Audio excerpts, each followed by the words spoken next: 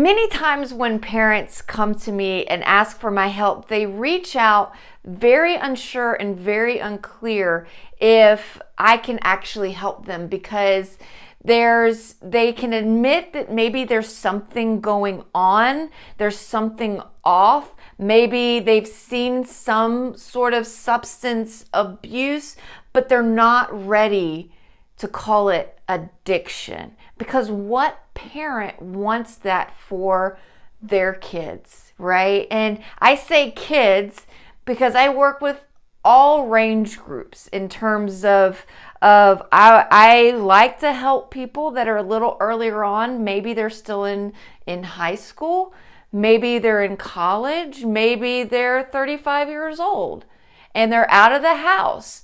You know, I have parents that come to me and question, well, I don't really give them any money, so how can you help me? Like I'm kind of not maybe the person that you work with. Yes, I am. I am all of those things. If there is any sort of question, a substance abuse issue, maybe you're not ready to call it an addiction. Maybe it's not addiction. Maybe you're just trying to figure out what to do to help them.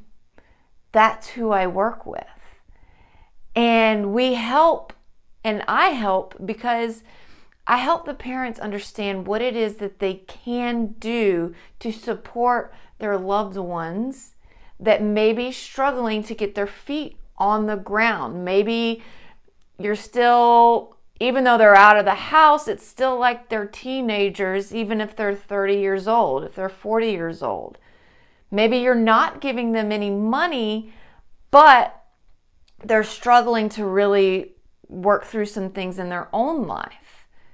That's okay. We don't have to call it addiction if that's not what you're ready for. But here are some good key factors to say this problem is only going to continue to progress and get worse. And maybe I do need to figure out what I can do to help them, how I can kind of separate myself and make sure I don't get sucked into their world of chaos. Because what ends up happening is we go from a crisis event to a crisis event to a crisis event, and all the times in between, we're just sitting here hoping and praying that everything works itself out, that things get better, and in the meantime, and in between the crisis, it may be 2 or 3 months. So for 2 or 3 months, you're okay. Everything looks good. They seem like they're okay. And maybe you don't have to do anything. Maybe it'll just sort itself out.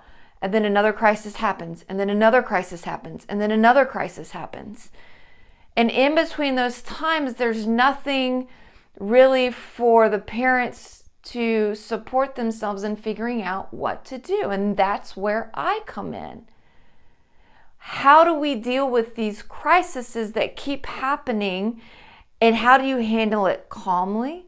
How do you use different strategies to make sure that when you say something, they're really hearing you? Because I can tell you right now that they are not hearing what it is that you're saying. And it's almost like they're just asleep, and it's like you can't seem to get through to them. So the part of what I work on parents with is, how do you get through to a child that seems to be asleep, and it seems like you're just beating your head against the wall, trying to get them to be the person that you know that they can be.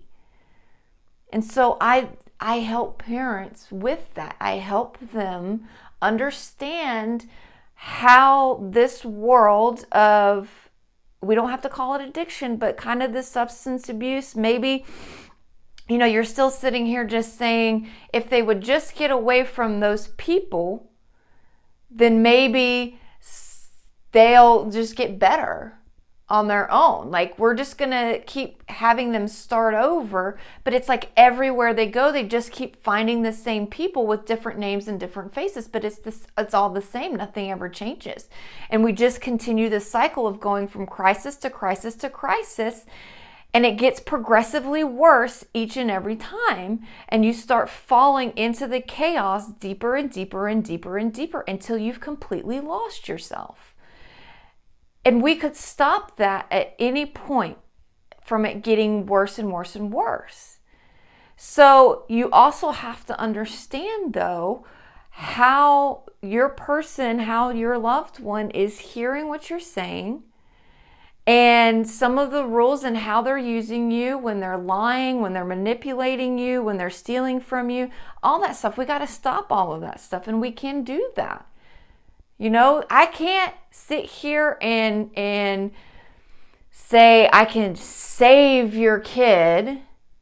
What I can tell you is that there are strategies that will help stop the crisis.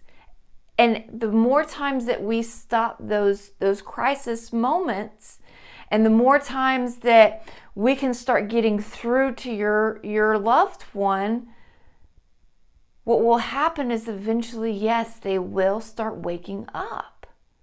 They will start hearing what you're saying. They will start understanding what they need to do for themselves.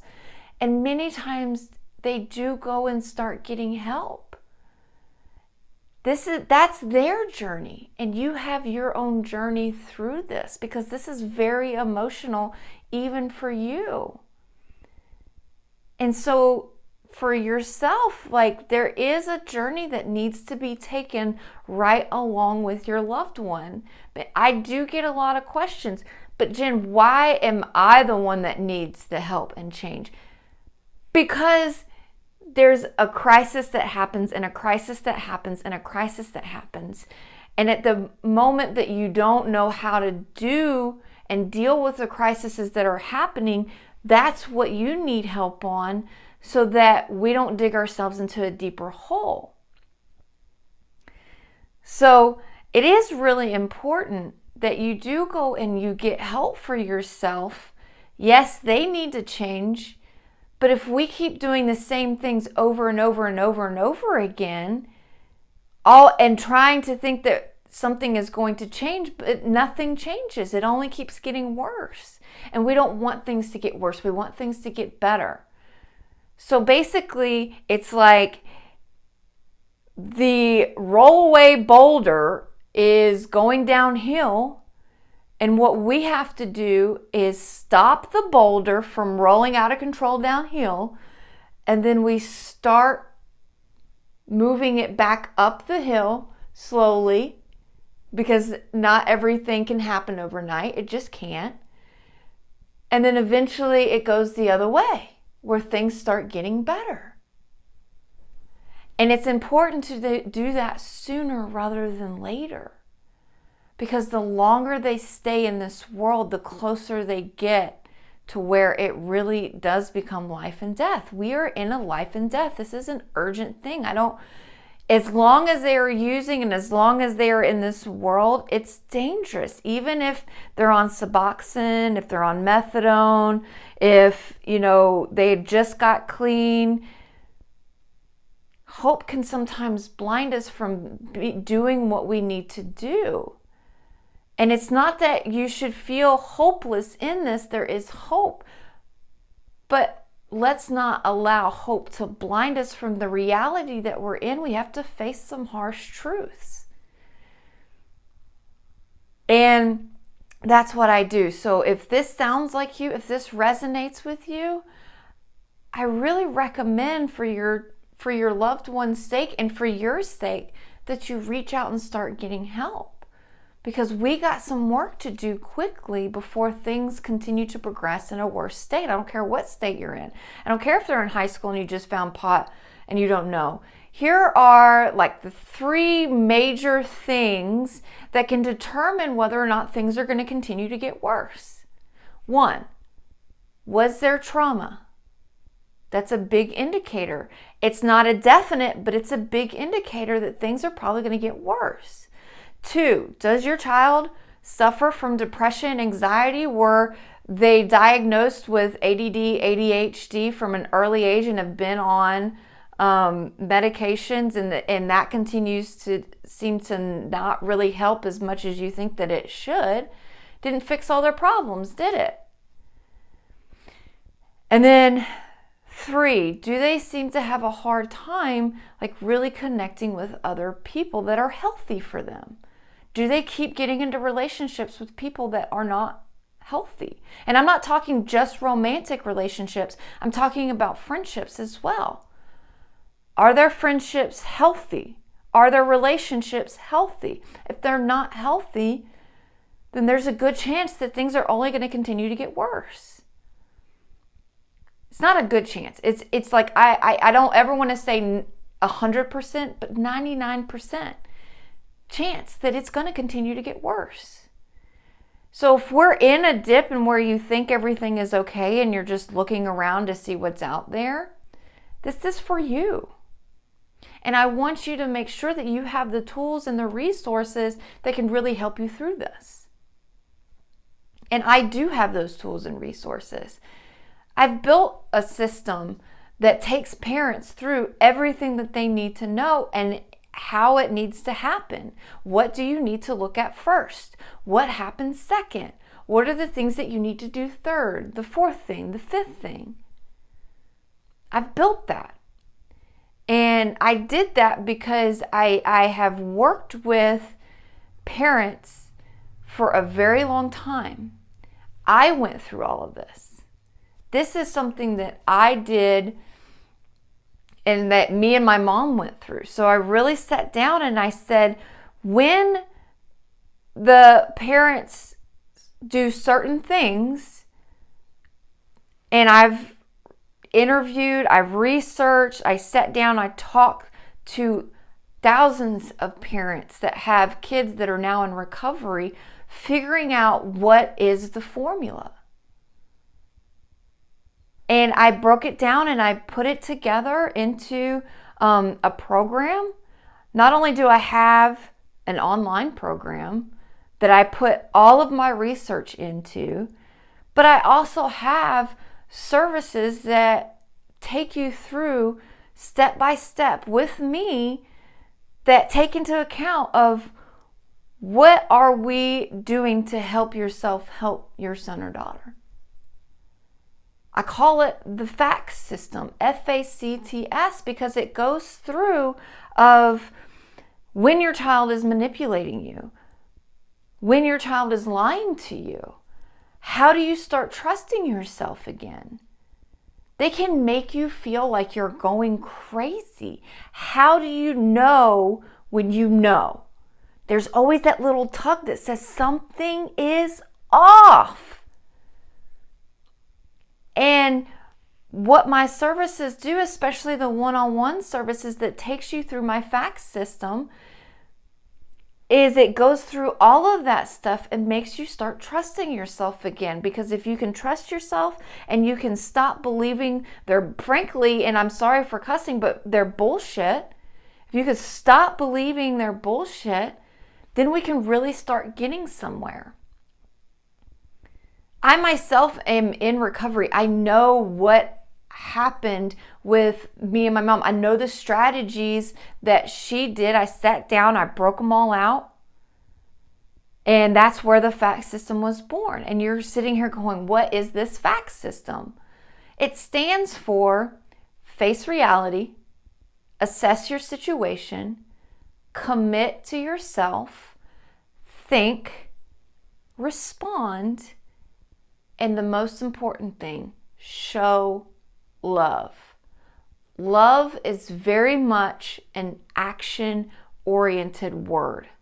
How are we showing them that we love them? So the face reality is really like I said earlier, hope can sometimes blind us from what's really right in front of us. We don't ever like to admit when we are being lied to. We don't want to believe that. Sometimes parents are just like, I don't have time to deal with this.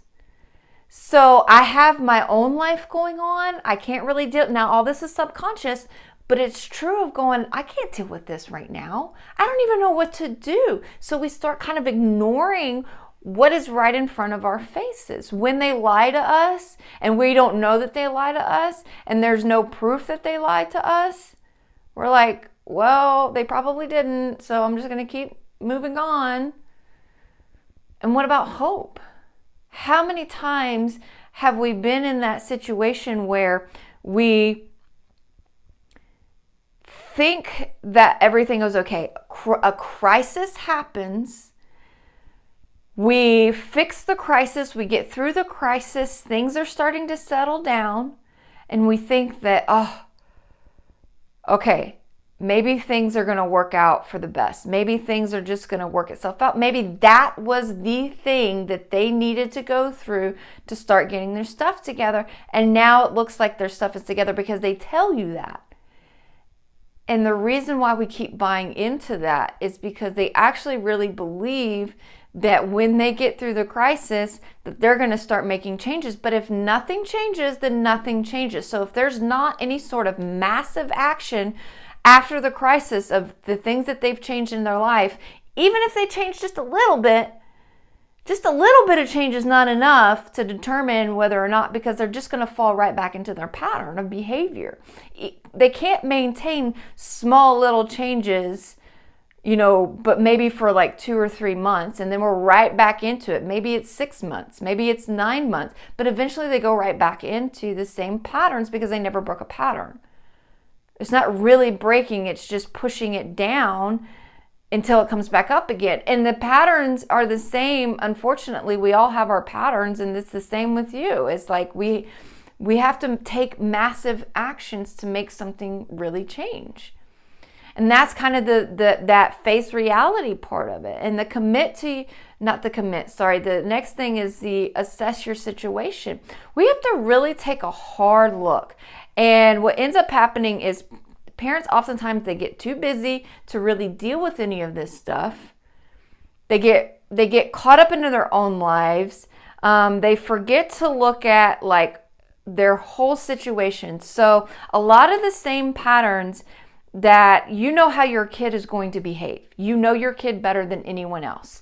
You know that when they get mad, how they behave even from a young age. When they were 5 years old and they got mad, as a grown-up, it's the same core principles. So if they got mad when they were 5 years old and they would scream, yell, run up to their room and slam the door and never want to speak to you again, then as the grown-up version, it's the same kind of thing. They just keep metaphorically slamming the door into your face and yelling at you.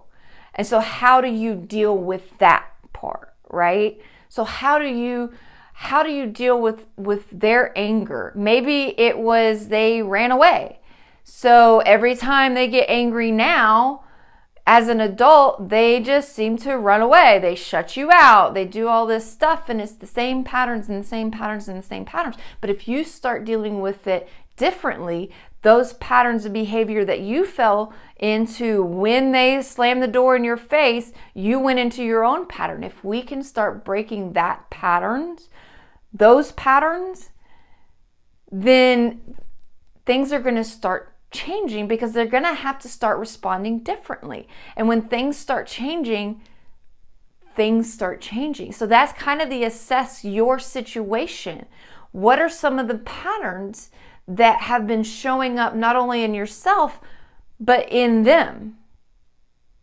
And then we can start breaking those patterns, and they get to start getting an opportunity to act differently. And when they act differently, a lot of times that will lead into them wanting to get help.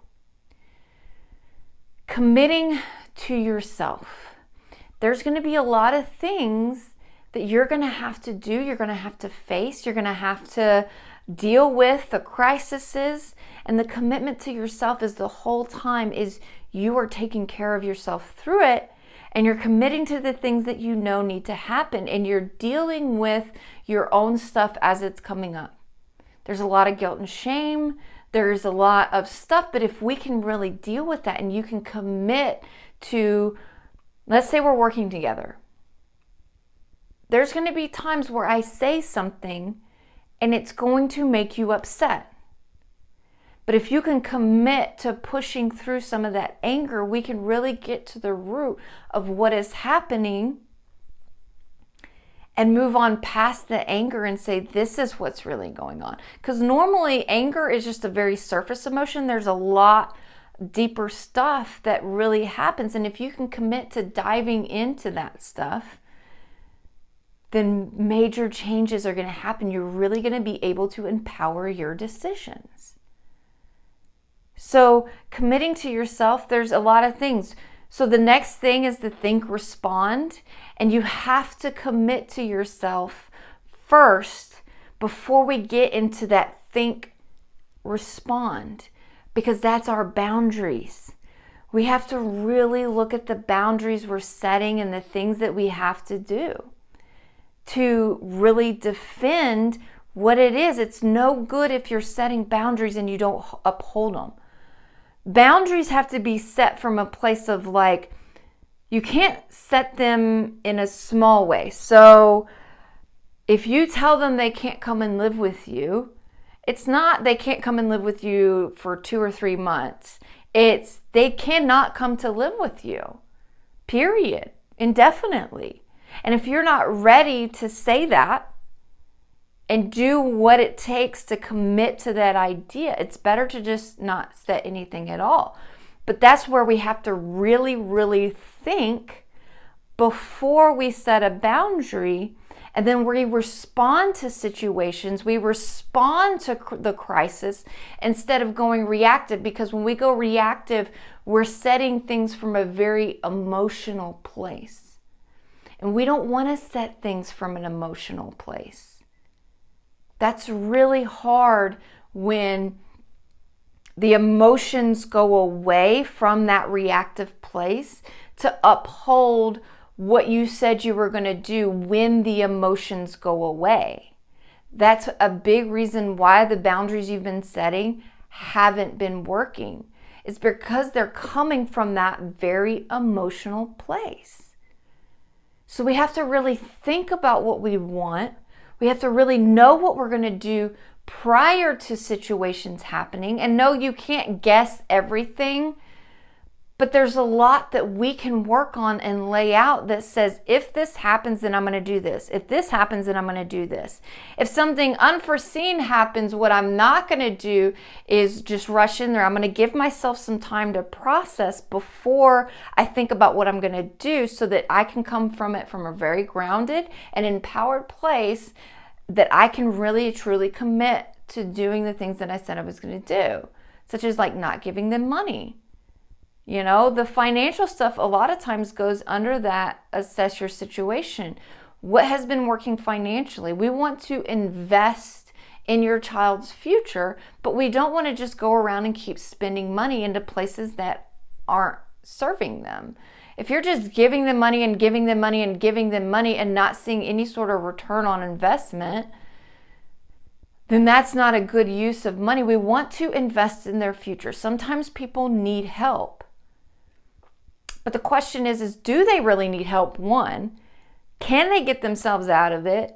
So like if we're going to go send them into rehab or pay for their sober livings, we need to make sure that we're truly investing into their future. And if they try to go in, if you force them in, it's you're just spending money at that point. They have to really want to take massive action and change. That's the investment. It's the investment in them that you believe that they're going to uphold their thing. But if we're forcing them into things, they haven't committed to themselves yet. So that's not a good use of spending money. It's actually kind of dangerous when you really think about it. Because if you force them into a rehab, I just want to, point this out. If you force them into a rehab, if they've been using a long time or if they've been using a lot, what ends up happening is they have built their tolerances up. If we force them into rehab before they're ready, when they get out, they just go right back into the world they were in, but their tolerance for the drugs that they've been using have gone down. But they end up using the same amount that they were accustomed to as soon as they get out of rehab. And a lot of times they end up overdosing and dying right out of rehab. And that's really scary. It's really scary to think that if you force your kid into rehab, that can not actually be beneficial. And that's, these are hard lines to understand. And that's why, like, I'm doing what I'm doing is I want to save your child just as much as you want to save them.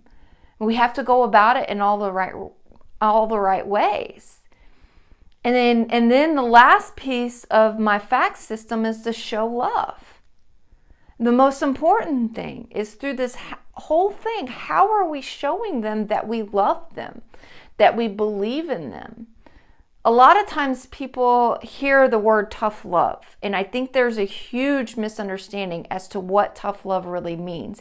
Even when you look at it in a dictionary, I don't actually like the term tough love and how it is defined. My definition of tough love is that there are going to be decisions that you have to make that are just sometimes tough to do.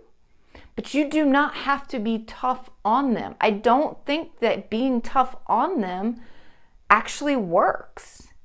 It doesn't. It actually sends them deeper into the shame spiral.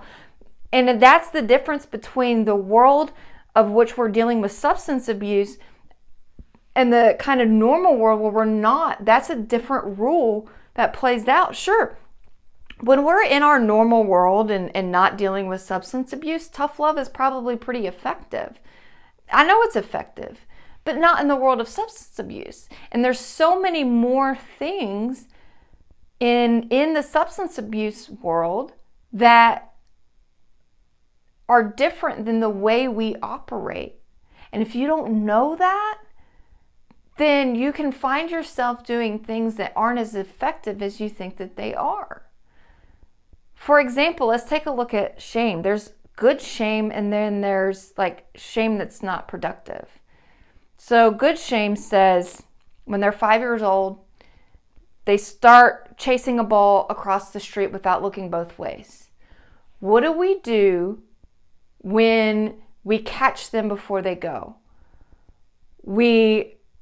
And in a good way, we shame them that says, you cannot do that. You are going to die.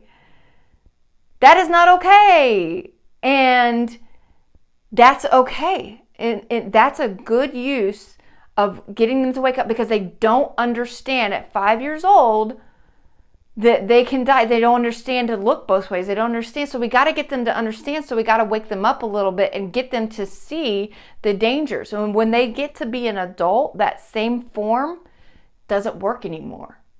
It doesn't. So we have to do different things in order to get them to hear what we're saying. So that's the show love piece. We have to make sure that they believe in themselves, that we step back and we allow them to live their lives believing that they can do it. And I know what you're saying, especially if you've watched your kid go down this road. Well, I don't believe that they can do it. That's hard. A kid knows that you don't believe in them. What if you did believe in them? What if you did know that they could do it? What if you trusted them to actually be able to get themselves out of it? Because as long as you don't believe in them, they're not believing in themselves. And I know that's one of the things that's kind of hard to hear, but it's true. If you do not believe in them, they do not believe in themselves. And they will never want to get help. Or if they do get help, it's because they're doing it despite you, not because of you. And what I want for you more than anything is for your child to want to get help inspired by you and not despite you. And that's a very important distinction. It only happens in those two ways. Either you can inspire them, or they're going to get help despite you, or they're going to die. And I know that's really hard, but it is what it is. I can't change that. That's not me. That's not me saying that. That's just the way the world that we're in right now. Those are the three options: inspired by you, despite you, or they die. So what is it going to be for you? So because of all my research, I've really put something together that I really think I know it's going to help, because this is what helped hundreds, if not thousands of other parents inspire their kids' recovery and help.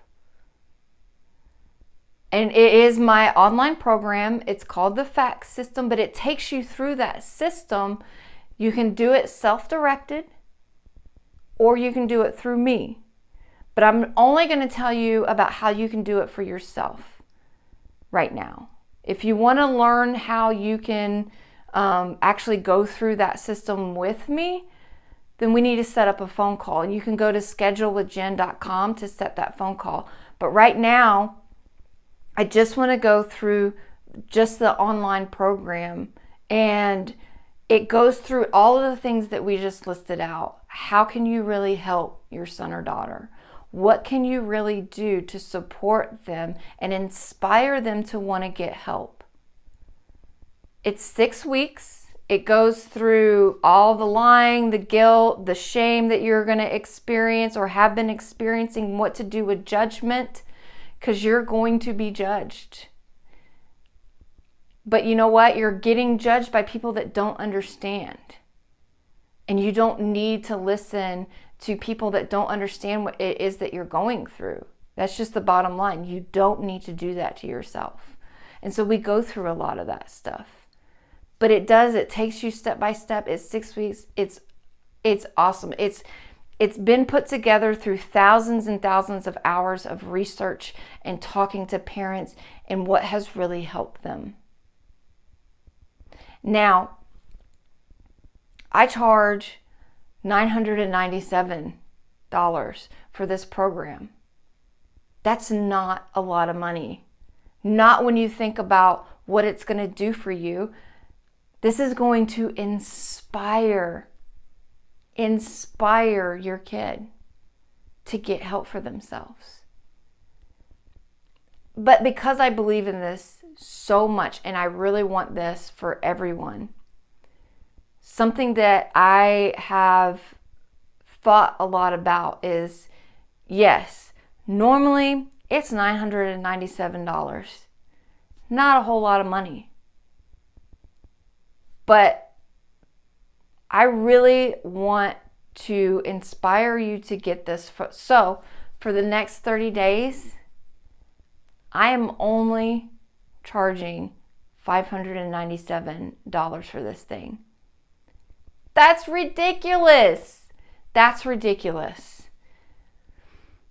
And the way that you're going to do that is you're going to go into, it's the fax, I'll put a little thing here, but the faxsystem.info.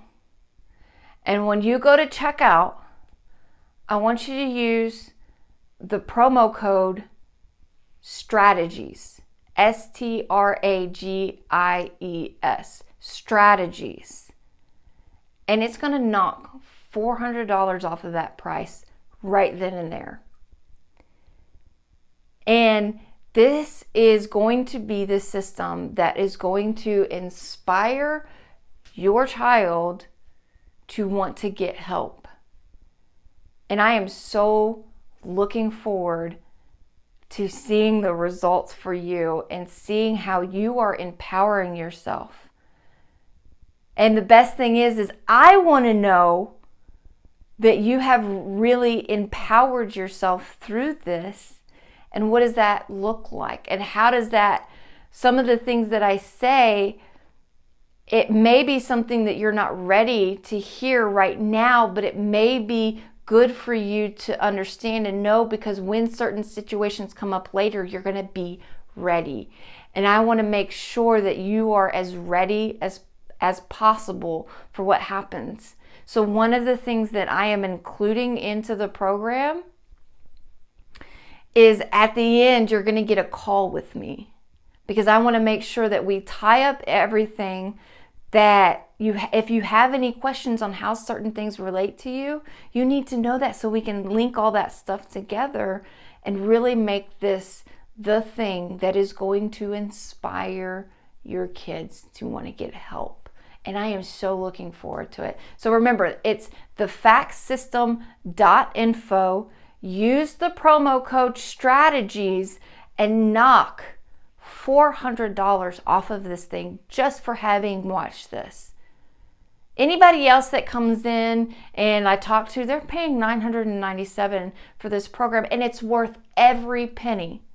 But for you, I want to do it knocking $400 for only $597. I am so excited. If you have any more questions, if you want to know more about how this is really going to help you and what you're going through, the cool thing is you actually get a free preview. You'll get a couple of introductions to really see what the whole program is going to be about. And all you have to do is, I think when you go there, you just hit free preview, you sign up. It's not charging you anything. And you actually get to see the introductions for free, and then decide if this is something that you really want to do for yourself and really start inspiring your loved one to get help. So one more time, it's the faxsystem.info.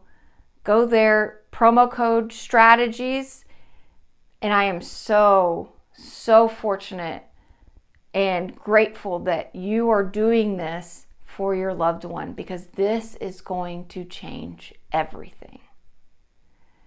Have a good day. Always feel free to reach out for me if you do need to schedule a call to talk further and make sure this is the right fit for you. Schedulewithjen.com. Thank you. Have a good day.